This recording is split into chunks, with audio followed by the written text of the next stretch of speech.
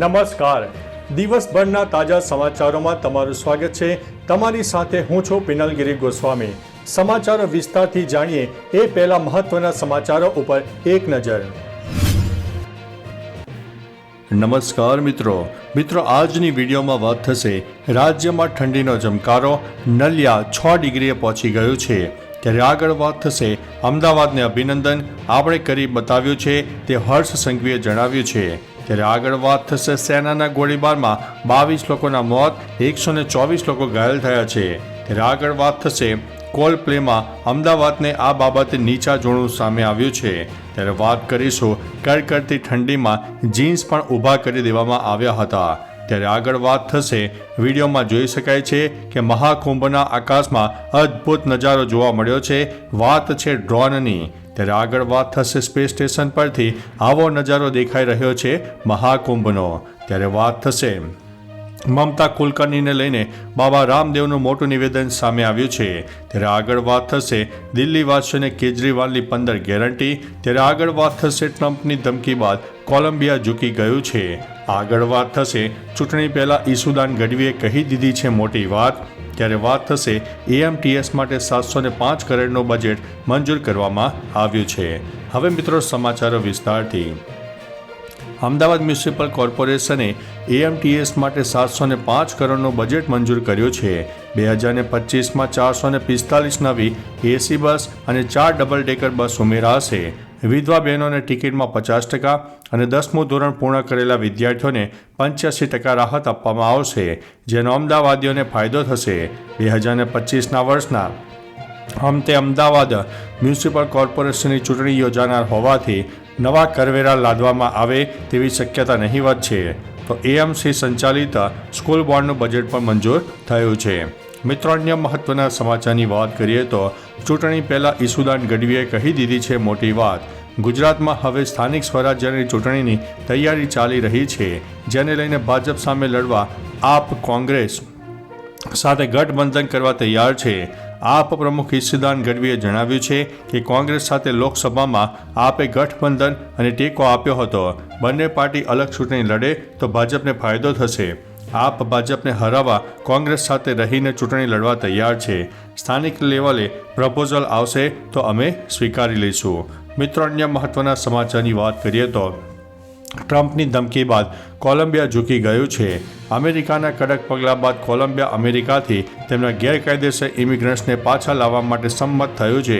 કોલંબિયાથી ગેરકાયદેસર ઇમિગ્રન્ટને 2 અમેરિકી લશ્કરી વિમાનો દ્વારા કોલંબિયા મોકલવામાં આવી રહ્યા હતા, પરંતુ કોલંબિયા સરકારે આ વિમાનોને ઉતરવાની મંજૂરી ન આપી. આ પછી અમેરિકાના રાષ્ટ્રપતિ ટ્રમ્પે કોલંબિયા પર 25% અને આવતા અઠવાડિયાથી 50% ટેરિફ લાદવાની જાહેરાત કરી છે, જેના પછી કોલંબિયાએ ઝૂકવું પડ્યું છે. મિત્રો, અન્ય મહત્વના સમાચારની વાત કરીએ તો દિલ્હીવાસીઓને કેજરીવાલની 15 ગેરંટી. આમ આદમી પાર્ટીએ સોમવારે દિલ્હી માટે પોતાનું ઘોષણાપત્ર રજૂ કર્યું. અરવિંદ કેજરીવાલે દિલ્હી માટે 15 ગેરંટીઓની જાહેરાત કરી, જેમાં રોજગાર, મહિલા સન્માન, વૃદ્ધો માટે મફત સારવાર, મફત પાણી વગેરે સામેલ છે. તેમણે કહ્યું છે કે દિલ્હીમાં સરકાર બન્યા પછી લોકોના લાખો રૂપિયાના પાણીના બિલ માફ કરવામાં આવશે. કેજરીવાલે કહ્યું છે કે અમે 2020માં આપેલા 3 વચનો પૂરા કરી શક્યા નથી, જે આપણે હવે પૂર્ણ કરીશું. મિત્રો, અન્ય મહત્વના સમાચારની વાત કરીએ તો મમતા કુલકર્ણીને લઈને બાબા રામદેવનું મોટું નિવેદન સામે આવ્યું છે. યોગ ગુરુ બાબા રામદેવે મહાકુંભના નામે રીલ્સ દ્વારા ફેલાવવામાં આવતી વિડીયો ઉપર નારાજગી વ્યક્ત કરી છે. તેમણે કહ્યું છે કે આ યોગ્ય નથી. તેમણે કહ્યું છે કે કોઈ એક દિવસમાં સંત નથી બની શકાતું. સાથે તેમણે ભૂતપૂર્વ અભિનેત્રી મમતા કુલકર્ણીના મહામંડલેશ્વર બનવા પર પ્રતિક્રિયા આપી છે. તેમણે કહ્યું છે કે આજકાલ હું જોઉં છું કે કોઈને પણ પકડીને તેને મહામંડલેશ્વર બનાવી દેવામાં આવે છે. એવું ન જ થવું જોઈએ. મિત્રો, અન્ય મહત્વના સમાચારની વાત કરીએ તો સ્પેસ સ્ટેશન પરથી આવો નજારો દેખાઈ રહ્યો છે મહાકુંભનો. નાસાના અવકાશ યાત્રી ડ્રોન પેટીને આંતરરાષ્ટ્રીય અવકાશ મથક પરથી મહાકુંભની સુંદર તસવીરો લીધી.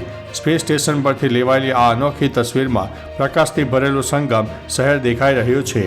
પેટીને એક્સ પર 2 ફોટા શેર કર્યા અને લખ્યું છે કે આંતરરાષ્ટ્રીય અવકાશ મથક પરથી રાતના સમયે ગંગા નદીના કિનારે મહાકુંભ મેળો, વિશ્વનો સૌથી મોટો માનવ મેળો સારી રીતે રોશનીથી ઝગમગી રહ્યો છે.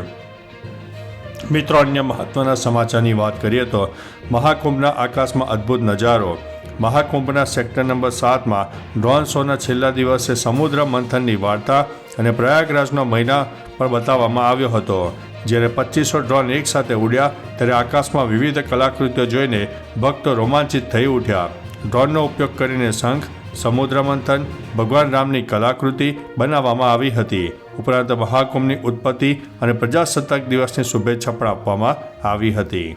મિત્રો, અન્ય મહત્ત્વના સમાચારની વાત કરીએ તો કડકડતી ઠંડીમાં જીન્સ ઊભા દેખાયા. અમેરિકા અને કેનેડાના ઘણા રાજ્યોમાં કાતિલ ઠંડી પડી રહી છે. ઘણી જગ્યાએ પારો માઇનસમાં પહોંચી ગયો છે, જેના કારણે વસ્તુઓ પણ થીજી જવા લાગી છે. આ દરમિયાન સોશિયલ મીડિયા પર 2 વિડીયો વાયરલ થઈ રહ્યા છે, જેમાં એકમાં જોવા મળે છે કે પાણીમાં પલાળેલા જીન્સ ઠંડીને કારણે રસ્તા પર ઊભા છે, જ્યારે બીજામાં ભીના ટીશ્યુ રોલ ઠંડીને કારણે થીજીને ઊભા છે. જોકે આ વિડીયોની હજુ પુષ્ટિ થઈ નથી. મિત્રો, અન્ય મહત્ત્વના સમાચારની વાત કરીએ તો કોલ્ડ પ્લેમાં અમદાવાદને આ બાબતે નીચું જોવાનો વારો આવ્યો છે.